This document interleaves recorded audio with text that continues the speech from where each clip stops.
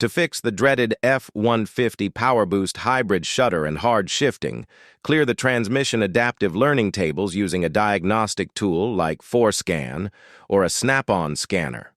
The 10-speed 10R80 transmission relies on an adaptive learning algorithm that constantly monitors your driving to adjust hydraulic shift pressures and timing.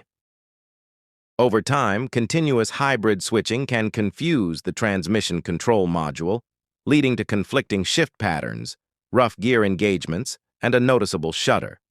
Resetting these tables wipes this corrupted memory clean and forces the module back to its smooth factory baseline.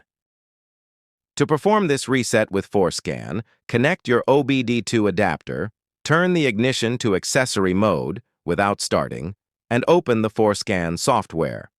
Navigate to Service Functions, locate the Transmission Control Module options, run the Clear Tables command, and wait for confirmation.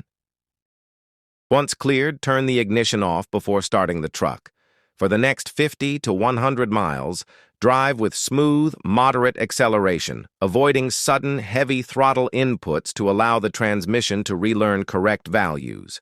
If hard shifts return later, some owners use FORScan to permanently disable the adaptive learning feature.